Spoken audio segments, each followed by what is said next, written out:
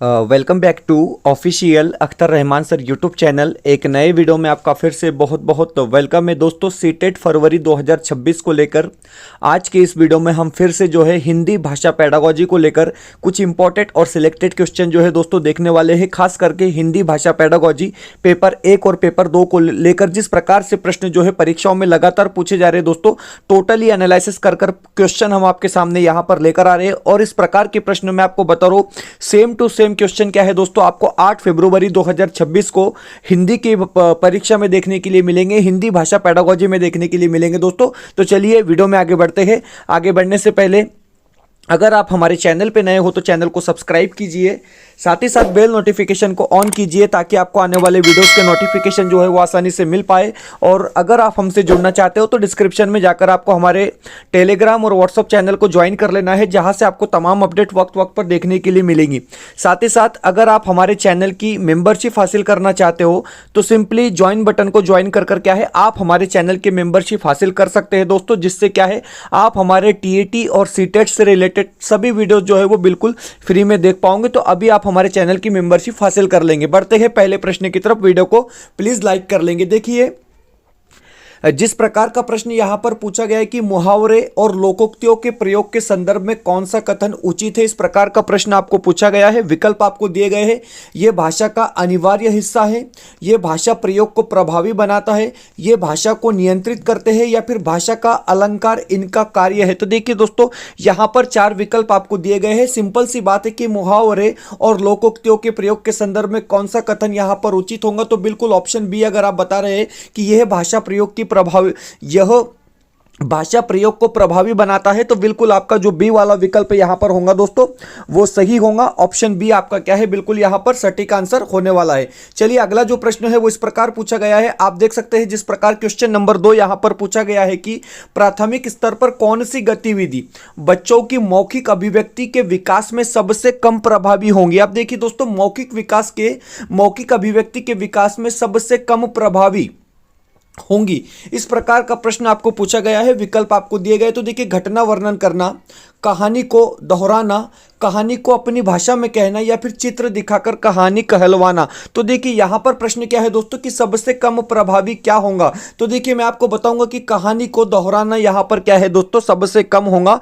मतलब आपका जो यहां पर कहेंगे आप ऑप्शन 2 जो है वो सबसे कम प्रभावी होने वाला है। विकल्प 2 जो रहेगा दोस्तों वो हमारा यहां पर क्या है सही आंसर होगा। बढ़ते हैं हम अगले प्रश्न की तरफ, प्रश्न नंबर 3। क्योंकि जिस प्रकार से प्रश्न आपके सामने यहां पर लाए जा रहे हैं दोस्तों, मैं आपको बता रहा हूं परीक्षा के दृष्टिकोण से एक एक क्वेश्चन जो है आपको बिल्कुल सीधे सीधे तौर पर परीक्षा में इसी प्रकार के प्रश्न पूछे जाएंगे। प्रश्न पूछा गया कि मीता ने सभी बच्चों को एक अनुच्छेद दिया जिसमें हर 5वें शब्द की जगह रिक्त स्थान था जिसे बच्चों को भरना था। मीता ने किसका प्रयोग किया। बड़ा अच्छा प्रश्न है दोस्तों। 4 विकल्प आपके सामने यहां पर दिए गए हैं। तो देखिए पठन परीक्षण, लेखन परीक्षण, व्याकरण परीक्षण, या फिर क्लोज परीक्षण। तो देखिए दोस्तों यहां पर मीता ने किसका प्रयोग किया, इस प्रकार का प्रश्न पूछा गया है। तो मीता यहां पर जो है क्लोज परीक्षण का जो है दोस्तों प्रयोग कर रही है। अब क्लोज परीक्षण होता क्या है, हम इसके बारे में थोड़ी सी इंफॉर्मेशन यहां पर देख लेंगे। आप देख सकते हैं कि मीता मीन्स टीचर, ओके। मीता ने सभी बच्चों के लिए क्लोज परीक्षण का प्रयोग किया, क्योंकि क्लोज परीक्षण के द्वारा बच्चों में मानसिक अभिव्यक्ति के बारे में जानकारी प्राप्त की जा सकती है। तो इस प्रकार क्या है आपका जो विकल्प डी दिया गया है दोस्तों वो क्या होगा, बिल्कुल सही आंसर होगा। हम बढ़ते हैं अगले प्रश्न की तरफ, प्रश्न नंबर 4। आप देख सकते हैं कि जिस प्रकार चौथा प्रश्न यहां पर पूछा गया कि कौन सा प्रश्न कक्षा में बहुभाषिकता को पोषित करता है, मतलब बढ़ावा देता है, इस प्रकार का प्रश्न आपको पूछा गया है। विकल्प आपको दिए गए दोस्तों। तो देखिए अच्छी लगने वाली महक को क्या कहेंगे, सिंपली एक वाक्य में क्वेश्चन का आंसर हो जाएगा। तो यहां पर बहुभाषिकता नहीं दिख रही दोस्तों। बुरी लगने वाली महक को क्या कहेंगे, सेम क्वेश्चन है। तुम्हारे घर में किस किस की महक आती है, तो ये भी है जो है दोस्तों 1 से 2 वाक्यों में क्वेश्चन का आंसर हम दे सकते हैं। लेकिन यहां पर अगर आप डी देखेंगे तो फूलों के नाम अपनी भाषा में लिखो, तो यहां पर क्या है बहुभाषिकता को पोषित किया जा रहा है, मतलब बढ़ावा दिया जा रहा है। तो विकल्प डी अगर आप कहोगे तो बिल्कुल हमारा क्या है ऑप्शन डी यहां पर बिल्कुल राइट आंसर होगा। पर्याय जो डी दिया गया है दोस्तों वो बिल्कुल हमारा यहां पर क्या है सबसे बेहतर ऑप्शन होने वाला है। चलिए अगले प्रश्न की तरफ बढ़ते हैं, प्रश्न नंबर 5। प्रश्न नंबर 5 पूछा गया है कि आप देख सकते हैं जिस प्रकार का प्रश्न है कि बच्चों की भाषिक क्षमता के आकलन के लिए डैश डैश सर्वाधिक सहायक है। अब देखिए दोस्तों, बच्चों की भाषिक क्षमता के आकलन के लिए सर्वाधिक सहायक है, तो क्या सहायक है, इस प्रकार का प्रश्न आपको पूछा गया। तो देखिए, बच्चों की परस्पर अनौपचारिक बातचीत, बच्चों की कक्षा में औपचारिक बातचीत, बच्चों और शिक्षक की परस्पर औपचारिक बातचीत, या फिर बच्चों का शिक्षक द्वारा प्रदत्त अभ्यास कार्य करना। तो यहां पर आपको प्रश्न क्या है कि भाषिक क्षमता के आकलन के लिए सर्वाधिक सहायक होगा दोस्तों कि बच्चों की परस्पर औपचारिक अनौपचारिक बातचीत हो। मतलब आपका जो यहां पर विकल्प 1 दिया गया है वो क्या होगा, सही ऑप्शन होगा। विकल्प 1 जो रहेगा आपका वो सही आंसर रहेगा। प्रश्न नंबर 6, अब देखिए प्रश्न नंबर 6 पूछा गया कि प्राथमिक स्तर पर बच्चों की सहज और स्वाभाविक मौखिक अभिव्यक्ति में सबसे कम महत्वपूर्ण है। तो देखिए दोस्तों, सबसे कम महत्वपूर्ण क्या होगा, तो देखिए मौलिक विचार, स्पष्टता, शुद्ध उच्चारण और बोलने में आत्मविश्वास। यहां पर पूछा गया है कि इसमें जो है सबसे कम महत्वपूर्ण है। तो देखिए यहां पर आपका जो है दोस्तों शुद्ध उच्चारण जो होगा वो उतना इंपॉर्टेंट नहीं होता है। मतलब आपका जो विकल्प सी दिया गया है वो यहां पर क्या है, सही आंसर होगा। ऑप्शन सी जो रहेगा दोस्तों वो बिल्कुल परफेक्ट आंसर आपका होने वाला है। बढ़ते हैं अगले प्रश्न की तरफ। जल्दी जल्दी जो है दोस्तों हम क्वेश्चन यहां पर देख रहे हैं, क्योंकि हिंदी भाषा पेडागोजी में बड़े आसान आसान क्वेश्चन क्या है आपको सीटेट में देखने के लिए मिलेंगे, पेपर 1 और पेपर 2 के लिए। प्राथमिक स्तर पर बच्चों का भाषा विकास सर्वाधिक रूप से निर्भर करता है। अब देखिए, प्राथमिक स्तर पर बच्चों का जो भाषा विकास है दोस्तों वो किस पर निर्भर करता है, सर्वाधिक रूप से। यहां पर विकल्प आपको दिए गए हैं, तो सीधी सी बात है समृद्ध भाषिक परिवेश पर। तो पहला ही विकल्प यहां पर आपका क्या है दोस्तों, सही ऑप्शन यहां पर हो जाएगा। क्योंकि भाषा के संदर्भ में जब जब आपको प्रश्न पूछा जाएगा, वो कोई भी लैंग्वेज आपकी हो सकती है, हिंदी हो, मराठी हो, इंग्लिश हो, या फिर आपकी उर्दू लैंग्वेज हो दोस्तों, जहां पर आपको समृद्ध भाषिक परिवेश यह शब्द दिख गया तो समझ लेना आपने कि यह आपका क्या है, राइट आंसर होने वाला है, सही आंसर होने वाला है। चलिए बढ़ते हैं अगले प्रश्न की तरफ। प्रश्न नंबर 8, आठवां जो प्रश्न है वो इस प्रकार पूछा गया है कि डैश डैश वाले बच्चों को मुख्यतः लिखने में कठिनाई का सामना करना पड़ता है। अब सीधे सीधे तौर पर प्रश्न यह है कि कौन से बच्चों को लिखनाई में कठिनाइयों का सामना करना पड़ता है। तो देखिए, लिखने में जो विकार होता है दोस्तों वो डिस्ग्राफिया के कारण होता है। तो आपका यहां पर जो विकल्प दिया गया है ऑप्शन सी जो रहेगा वो बिल्कुल सही आंसर होगा, क्योंकि लिखने में जो दिक्कत होती है वो डिस्ग्राफिया से होती है। ऑप्शन सी क्या है आपका यहां पर सही आंसर होगा दोस्तों। बढ़ते हैं अगले प्रश्न की तरफ। प्रश्न नंबर 9, नौवां जो क्वेश्चन है वो इस प्रकार पूछा गया कि प्राथमिक स्तर पर भाषा शिक्षण का उद्देश्य। अब देखिए, बड़ा अच्छा प्रश्न है दोस्तों। मैं आपको बता रहा हूं कि इसी प्रकार के सेम टू सेम क्वेश्चन क्या है आपको 8 फरवरी को देखने के लिए मिलेंगे दोस्तों भाषा पेडागोजी में, कि प्राथमिक स्तर पर भाषा शिक्षण का उद्देश्य क्या है। आपको यहां पर 4 विकल्प दिए गए हैं। तो देखिए, पठन के द्वारा ज्ञान अर्जन एवं आनंद प्राप्ति में समर्थ बनाना। उसके बाद दूसरा विकल्प दिया गया कि विभिन्न साहित्यिक विधाओं की रचनाओं और रचनाकारों के नाम याद कराना। तो याद कराना मैंने आपको बताया कि नेगेटिव होता है। विषय सामग्री के माध्यम से केवल कठिन शब्दों को अर्थ जानना, तो केवल भी यहां पर आपका नेगेटिव होता है। दूसरों के विचारों को शब्दश दोहराने मात्र की कुशलता का विकास करना। तो देखिए, यहां पर आपका प्रश्न है कि प्राथमिक स्तर पर भाषा शिक्षण का उद्देश्य है, तो ऑप्शन 1 पठन के द्वारा ज्ञानार्जन एवं आनंद प्राप्ति में समर्थ बनाना आपका क्या है दोस्तों, सबसे उचित विकल्प यहां पर होगा। ऑप्शन 1 यहां पर आपका क्या है, सही जवाब होने वाला है। बढ़ते हैं अगले प्रश्न की तरफ। प्रश्न नंबर 10। ओके, 10वां जो प्रश्न है वो इस प्रकार पूछा गया कि प्राथमिक स्तर की पाठ्य पुस्तकों में विषय वस्तु का फलक डैश डैश है, जिसमें डैश डैश को सरोकार झलकते हैं। इस प्रकार का प्रश्न आपको पूछा गया है। 4 विकल्प आपकी स्क्रीन पर दिए गए हैं दोस्तों। तो देखिए, प्राथमिक स्तर की पाठ्य पुस्तकों में विषय वस्तु का फलक विस्तृत हो, जिसमें समाज के सरोकार झलकते हो। मतलब आपका जो सी वाला विकल्प यहां पर होगा दोस्तों वो सही विकल्प होगा। ऑप्शन सी जो रहेगा आपका बिल्कुल परफेक्ट आंसर यहां पर होगा। वीडियो में आगे बढ़ने से पहले अगर आप हमारे चैनल पे नए हो तो चैनल को सब्सक्राइब कीजिए, साथ ही साथ बेल नोटिफिकेशन को ऑन कीजिए ताकि आपको आने वाले वीडियोस के नोटिफिकेशन जो है वो आसानी से मिल पाए। और दोस्तों, अगर आप हमसे जुड़ना चाहते हो तो डिस्क्रिप्शन में जाकर आपको हमारे टेलीग्राम और व्हाट्सएप चैनल को ज्वाइन कर लेना है, जहां से आपको तमाम अपडेट वक्त वक्त पर देखने के लिए मिलेंगी। साथ ही साथ अगर आप हमारे चैनल की मेंबरशिप हासिल करना चाहते हो तो सिंपली ज्वाइन बटन को ज्वाइन कर क्या है आप हमारे चैनल की मेंबरशिप हासिल कर सकते हैं दोस्तों, जिससे क्या है आपको टीएटी और सीटेट से रिलेटेड हर वीडियो जो है, हर अपडेट जो है वो वक्त पर मिल पाएंगे, क्योंकि सीटेट की परीक्षा जैसे हो जाती है तो हम टीएटी 2026 के वीडियोस उसके बाद शुरू करने वाले हैं। तो अभी आप हमारे चैनल को क्या है दोस्तों ज्वाइन कर लेंगे। वीडियो बेहतर लगता है तो प्लीज वीडियो को लाइक कीजिए, चैनल पे नए हो तो चैनल को सब्सक्राइब कीजिए। बढ़ते हैं अगले प्रश्न की तरफ। प्रश्न नंबर 11 थोड़ा छोटा कर लेंगे। चलिए देखिए, क्वेश्चन नंबर 11 पूछा गया कि अपनी कक्षा में काल का शिक्षण करते आप एक ही व्यक्ति के दो चित्र दिखाते हैं। ओके, एक चित्र 15 वर्ष पहले का है और एक चित्र जो अभी अभी खींचा गया है। आप इन चित्रों के आधार पर उस व्यक्ति के वर्तमान और भूत वह कैसा दिखता है, उसकी आदतों, इन पर बात आरंभ करते हैं। आप किसका प्रयोग कर रहे हैं? प्रश्न आपने समझ लेना है। बिल्कुल, प्रश्न आपने पढ़कर क्या है समझ लेना है, क्योंकि एक व्यक्ति की आप 15 साल पुरानी फोटो दिखा रहे और एक अभी अभी की दिखा रहे और उस पर बातचीत आप कर रहे हैं, तो किसका प्रयोग आप कर रहे हैं, इस प्रकार का प्रश्न आपको पूछा गया है। तो देखिए यहाँ पर जो प्रयोग हो रहा है दोस्तों वो शिक्षण शास्त्रीय व्याकरण का प्रयोग हो रहा है। तो मतलब आपका जो बी वाला विकल्प यहाँ पर दिया गया है वो क्या होगा, सही विकल्प होगा। ऑप्शन बी जो रहेगा आपका वो बिल्कुल परफेक्ट आंसर होने वाला है। अगले प्रश्न की तरफ बढ़ जाते हैं। प्रश्न नंबर 12 पूछा गया है कि निम्नलिखित में से किसका एक महत्वपूर्ण गुणधर्म है जिसमें शिक्षार्थी जोड़ों या समूहों में एक साथ मिलकर समस्या समाधान पर कार्य करते हैं। अब देखिए दोस्तों, शिक्षार्थी मतलब विद्यार्थी क्या है, एक साथ मिलकर समूहों से काम कर रहे हैं और समस्या का समाधान कर रहे हैं। तो ये कहाँ से आपने क्या है सीखा है, इस प्रकार का प्रश्न पूछा गया है। आपके पास 4 विकल्प दिए गए हैं, व्यवहारवादी उपागम, समग्र भाषा उपागम, संरचनात्मक उपागम या फिर संप्रेषणात्मक भाषा शिक्षण। तो देखिए दोस्तों, इसको हम क्या कहेंगे, इसको हम कहेंगे विकल्प डी के संप्रेषणात्मक भाषा शिक्षण हम कहेंगे। ऑप्शन डी जो रहेगा आपका वो बिल्कुल यहां पर क्या है सही आंसर होने वाला है। अगले प्रश्न की तरफ बढ़ जाते हैं।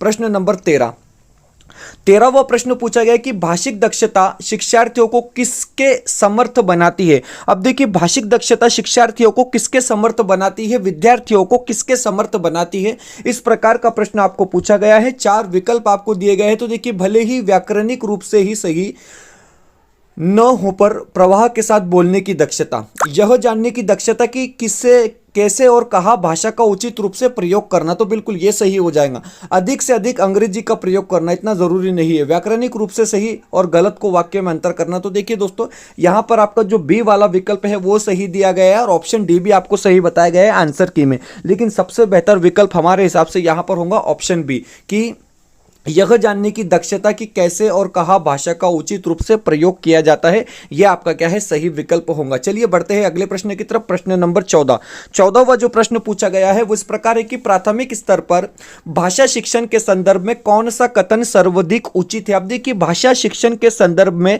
सबसे बेहतर विकल्प कौन सा है, इस प्रकार का प्रश्न आपको पूछा गया है। 4 विकल्प आपकी स्क्रीन पर है दोस्तों कि सभी बच्चों की प्रगति समान रूप से होनी चाहिए, बच्चों को विभिन्न प्रकार का बाल साहित्य पढ़ने के अवसर दे, बच्चों को क्रम से भाषा कौशल सिखाए जाने चाहिए, बच्चों को केवल भाषा की पाठ्य पुस्तक ही दी जाए। इस प्रकार आपको 4 विकल्प दिए गए। बड़े सिंपल सा प्रश्न है कि बच्चों को विभिन्न प्रकार का बाल साहित्य पढ़ने के अवसर दे। तो आपका जो बी वाला विकल्प होगा वो यहाँ पर क्या है दोस्तों सही होगा, उचित होगा। बढ़ते हैं अगले प्रश्न की तरफ। प्रश्न नंबर 15वां जो क्वेश्चन है वो इस प्रकार पूछा गया कि बच्चों के भाषा विकास के लिए जरूरी है बच्चों को। अब देखिए, बच्चों के भाषा विकास के लिए क्या जरूरी है, इस प्रकार का प्रश्न आपको पूछा गया है। तो देखिए, व्याकरण सीखने के लिए प्रोत्साहित करना, साहित्य पढ़ने के लिए पुरस्कृत करना, अनुकरण के लिए प्रोत्साहित करना या फिर भाषा प्रयोग के अवसर देना। तो यहां पर प्रश्न क्या है, आपको प्रश्न पूछा गया कि बच्चों के भाषा विकास के लिए जरूरी क्या है, तो भाषा प्रयोग के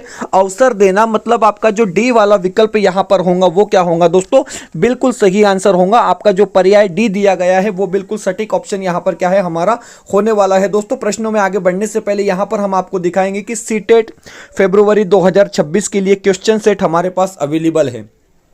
जहां पर आप आपकी स्क्रीन पर देख सकते हैं दोस्तों कि 399 रुपए में आपको पेपर 2 के करीब करीब 40 क्वेश्चन सेट यहां पर दिए जा रहे हैं, जिसमें 10 क्वेश्चन सेट आपको मराठी भाषा पेडागोजी को लेकर मिलेंगे, 10 क्वेश्चन हिंदी विषय के मिलेंगे, 10 क्वेश्चन सीडीपी के और 10 क्वेश्चन एसएसटी के। मतलब क्वेश्चन सेट इस प्रकार आपको 40 क्वेश्चन सेट यहां पर मिलने वाला है दोस्तों, सिर्फ और सिर्फ 399 रुपए में। स्क्रीन पर एक व्हाट्सअप नंबर दिया गया है, इस नंबर पर कॉन्टेक्ट कर अभी क्या है इसको आप परचेस कर लेंगे। दोस्तों, मैं आपको बता रहा हूं, परीक्षा की प्रैक्टिस के लिए बहुत ज़्यादा इंपॉर्टेंट है, क्योंकि जिस प्रकार के क्वेश्चन सेट हमने यहाँ पर तैयार किए हैं, ये प्रैक्टिस जो है दोस्तों आपको 8 फरवरी से पहले बहुत ज़रूरी है, क्योंकि इस प्रकार की प्रैक्टिस कर कर अगर आप परीक्षा में जाएंगे तो मैं आपको बता रहा हूँ 100% जो है इसका फायदा आपको परीक्षा में क्या है दोस्तों देखने के लिए मिलेगा। तो स्क्रीन पर एक व्हाट्सअप नंबर दिया गया है, अभी इस पे कांटेक्ट कर आप क्या है इसको परचेस कर सकते हैं। हम बढ़ते हैं अगले प्रश्न की तरफ, प्रश्न नंबर 16। अब देखिए 16वां जो क्वेश्चन है वो इस प्रकार है, चलिए ओके वीडियो को लाइक कर लेंगे। प्रश्न नंबर 16 पूछा गया है कि निम्नलिखित में से कौन सा प्रश्न बच्चों की भाषा क्षमता के विकास में सर्वाधिक सहायक होगा। बिल्कुल उसी प्रकार के बार बार प्रश्न पूछे जाते हैं, मैं आपको बता रहा हूं। आप 2011 से 24 तक की तमाम प्रश्न पत्रिका देख लेंगे, बिल्कुल एक जैसे ही क्वेश्चन क्या है आपको लगातार परीक्षाओं में पूछे जा रहे। तो देखिए, डाल डाल का इस्तेमाल करते हुए वाक्य बनाओ। तितली कली के पास कब गई और क्यों। उसके बाद तितली और कली ने क्या खेला, तुम्हारी मनपसंद किताब कौन सी है। तो यहां पर आपको क्या है कि बच्चों की भाषा क्षमता के विकास में सर्वाधिक सहायक होगा आपका बी वाला विकल्प कि तितली कली के पास कब गई और क्यों गई, ये आपको क्या है दोस्तों बताना है। तो यहां पर आपका बी वाला विकल्प आपका सही होगा, क्योंकि इस प्रश्न में अपसारी चिंतन का प्रयोग बच्चों द्वारा किया जा रहा है। ओके, अपसारी चिंतन में बच्चे किसी भी विषय वस्तु के बारे में भिन्न भिन्न प्रकार से सोच सकते हैं। मैं आपको बताऊंगा कि अपसारी चिंतन क्या होता है। आप लोग कई बार पूछते हैं लाइव वीडियो में कि सर अपसारी चिंतन क्या होता है। तो अपसारी चिंतन क्या होता है, तो बच्चे जो है वो भिन्न भिन्न प्रकार से सोच सकते हैं, अलग अलग प्रकार से सोचते हैं, उसको हम क्या कहते हैं, उसको हम अपसारी चिंतन कहते हैं। बात को आप समझेंगे। अगले प्रश्न की तरफ बढ़ जाते हैं। प्रश्न नंबर 17 पूछा गया कि प्राथमिक स्तर पर कौन सा भाषा शिक्षण का उद्देश्य नहीं है। अब देखिए यहां पर बिल्कुल क्वेश्चन चेंज कर दिया है और यहां पर आपको प्रश्न क्या पूछा जा रहा है कि प्राथमिक स्तर पर कौन सा भाषा शिक्षण का उद्देश्य नहीं है। इस प्रकार का प्रश्न आपको पूछा गया है। 4 विकल्प आपके सामने दिए गए दोस्तों। तो देखिए यहां पर जो डी वाला विकल्प होगा कि भाषा संबंधी व्याकरण को पूर्णत कंठस्थ करना, ये यहां पर क्या है दोस्तों आपका भाषा शिक्षण का उद्देश्य नहीं होगा। आपका जो डी वाला विकल्प दिया गया है वो यहां पर क्या है सही होने वाला है। अगले प्रश्न की तरफ बढ़ जाते हैं। प्रश्न नंबर 18वां प्रश्न है कि मुदिता अक्सर शो को सो बोलती है।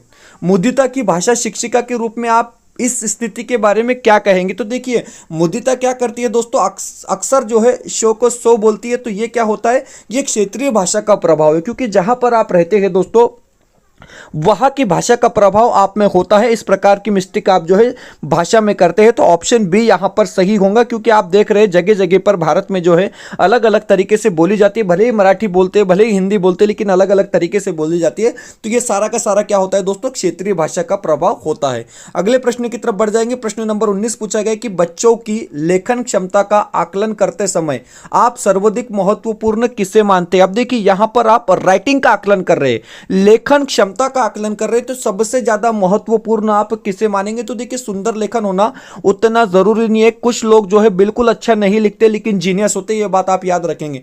व्याकरणिक ज्ञान ये भी उतना इंपॉर्टेंट नहीं है। आपको पूछा गया कि सबसे ज्यादा महत्वपूर्ण क्या होगा, शुद्ध वर्तनी। तो देखिए शुद्ध वर्तनी भी जरूरी है दोस्तों, लेकिन यहां पर विचार तत्व होना बहुत ज्यादा जरूरी है, क्योंकि आपके पास विचार होंगे तभी आप क्या है लिख पाओगे और तभी इसका जो है आकलन भी हो पाएगा। तो मतलब आपका जो डी वाला विकल्प है वो यहां पर क्या है सबसे उचित माना जाएगा। बढ़ते हैं आगे अगले प्रश्न की तरफ। प्रश्न नंबर 20 पूछा गया कि प्राथमिक स्तर पर भाषा कौशल का विकास कठिन है, साधन है, साध्य है, या फिर आपको जो डी वाला विकल्प बताया है कि संभव नहीं है। तो देखिए 4 विकल्प आपको दिए गए कि प्राथमिक स्तर पर भाषा कौशल का विकास क्या है दोस्तों, तो साध्य है। आपका जो सी वाला विकल्प होगा वो सही होगा। ऑप्शन सी जो रहेगा दोस्तों वो बिल्कुल यहां पर क्या है परफेक्ट आंसर होने वाला है। तो इस प्रकार क्या है आज की इस वीडियो में हमने सीटेट फरवरी 2026 को लेकर दोस्तों कुछ इंपॉर्टेंट और सिलेक्टेड 20 क्वेश्चन देखे जो परीक्षा के दृष्टिकोण से आप लोगों के लिए बहुत ज़्यादा इंपॉर्टेंट होंगे, क्योंकि मैं आपको बता रहा हूं दोस्तों इसी प्रकार के क्वेश्चन जो है लगातार परीक्षाओं में पूछे जा रहे हैं। पिछले क्वेश्चन पेपर का आप एनालिसिस कीजिए दोस्तों, और यहाँ पर आपकी स्क्रीन पर है, यहाँ पर आपको जो है दोस्तों नोट्स अवेलेबल है पेपर 1 और पेपर 2 के लिए। आप देख सकते हैं कि पेपर 1 के लिए आपको मराठी, हिंदी, CDP और EBS के नोट्स से 499 रुपये में यहाँ पर दिए जा रहे हैं दोस्तों। 50% ऑफ जो है हम शुरू से इसको दे रहे हैं। पेपर 2 के लिए आपको मराठी, हिंदी, CDP और इतिहास के मतलब SST पेडागोजी के नोट्स यहाँ पर दिए जा रहे हैं 499 रुपये में। और दोनों पेपर के नोट्स अगर आप एक साथ परचेस करना चाहते हो तो आपको 599 रुपये में दोनों पेपर के नोट्स यहाँ पर दिए जाएंगे दोस्तों। स्क्रीन पर एक व्हाट्सअप नंबर दिया गया है, इस नंबर पे व्हाट्सअप कर अभी आप क्या है इसको परचेस कर लेंगे। दोस्तों परीक्षा के दृष्टिकोण से आप लोगों के लिए बहुत ज़्यादा इंपॉर्टेंट ये नोट्स यहाँ पर होने वाले हैं, क्योंकि टोटली एनसीईआरटी को हमने यहाँ पर क्या है दोस्तों क्लोज किया है। तो वीडियो को ज़्यादा से ज़्यादा शेयर कर लेंगे, वीडियो को लाइक कर लेंगे। दोस्तों चैनल पर नए हो तो चैनल को सब्सक्राइब कर लेंगे। मिलते हैं नए वीडियो में बेहतर अपडेट के साथ।